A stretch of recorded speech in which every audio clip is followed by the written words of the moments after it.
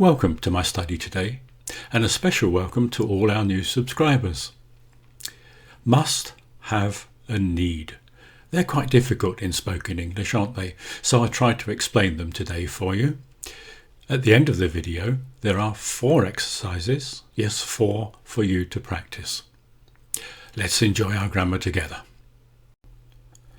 Must is a modal verb and it does obey some special rules.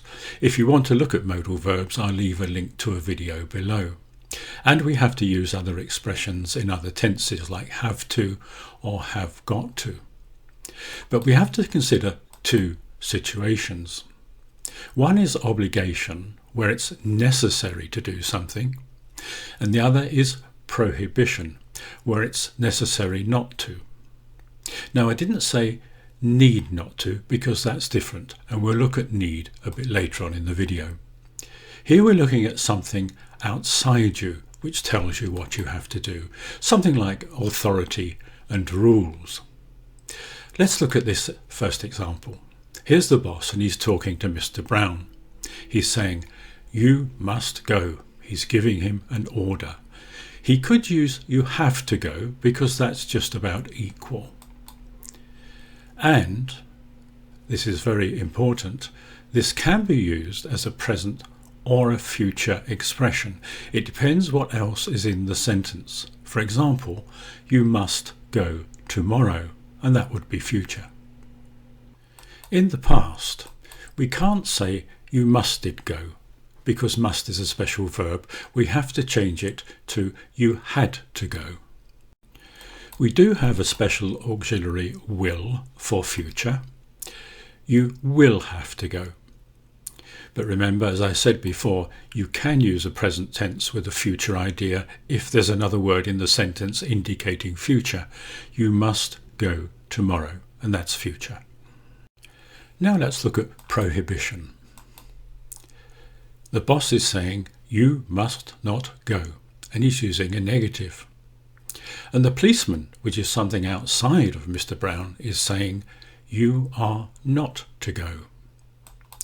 If we were to report the speech of the policeman, in the past tense of course, we would say, "You were not to go." And I'll leave a link to a video on reported speech in the comments below. Now let's look at a slightly different situation with duty. And Mr. Brown is talking here. For an obligation, he is saying, "I must go." Or he could equally say, "I have got to go," or "I have to go." We don't know the reason. It might be he has an interview. "I must go tomorrow because I have an interview." But it's the obligation that is inside Mr. Brown. It is not external in this case. And for prohibition, he would say, "I must not go. I am not to go. It is my duty not to go." In the past we can't use must and we have to change again. We still have obligation and prohibition, so for obligation Mr. Brown would say, "I had to go." He knows the reason. Let's say, "I had to go because I left my wallet in the office." In prohibition he would say, "I was not to go." For future obligation we can use "I must go" and the auxiliary "I shall have to go." And for prohibition, "I must not go, I am not to go." But I think I can hear you saying, well, what about need? Where does need fit into all of this? Let's look at need next. We could think of need as the opposite of must, where there is no obligation or need to do something. It's really a personal choice. It's something inside yourself. And we use these expressions: need not, or in spoken English, needn't, needn't, and that's quite long, needn't, don't have to, and haven't got to. Let's look at this first example, and it's Mr. Brown speaking. He still has to say under obligation, "I must go, I have got to go." But if there's no obligation, he can say, "I needn't go." He would know the reason. I needn't go because I don't have to. I don't have to, or I haven't got to. are other expressions. In the past, we can't of course use must, so for obligation, Mr. Brown would say, I had got to go, or simply I had to go.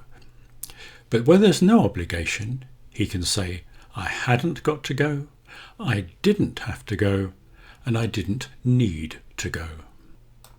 For the future, where there is no obligation, he can say, I don't have to go.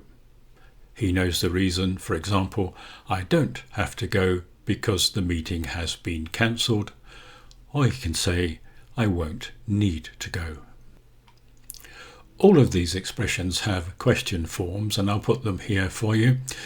Take your time to go through them, and if you have any questions, you can leave them in the comments below.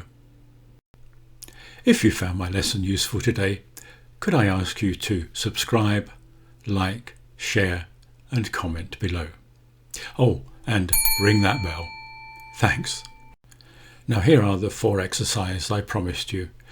I wouldn't say they were easy, but if you work at them, you'll get a good idea of how we use must. Exercise 1. Make the following sentences negative. That is, change them into prohibitions.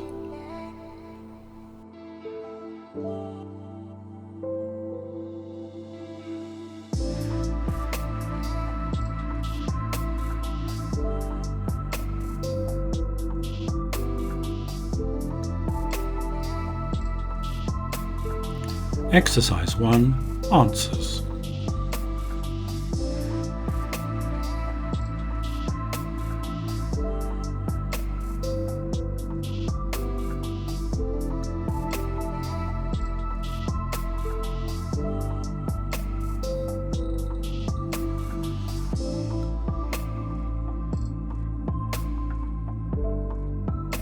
Exercise 2. The following sentences are prohibitions. Change them into obligations. That is, make them positive.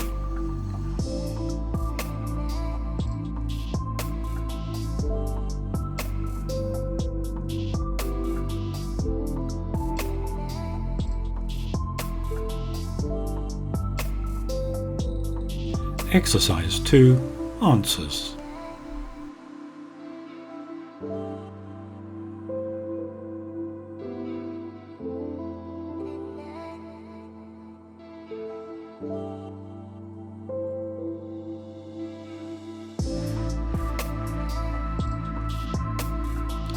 Exercise 3. Make the following sentences negative. That is, remove the idea of obligation or necessity.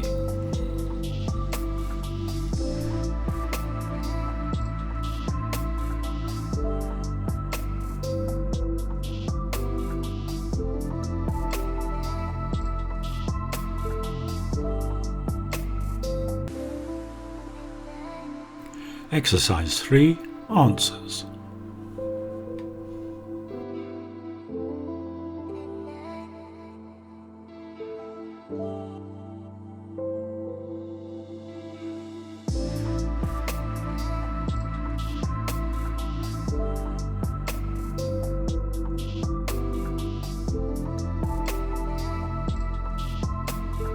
Exercise 4. Remove the idea of obligation from these sentences. That is, answer in the negative. Use the do not have to construction in the correct tense.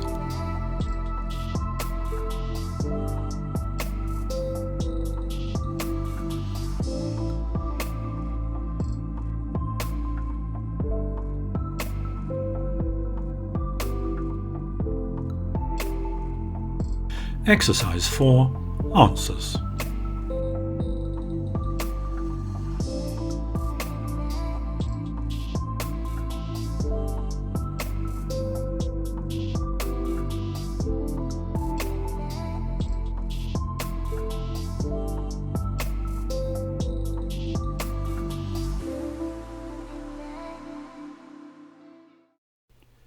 In our next video, we look at must and have and how we use them for guessing and deduction.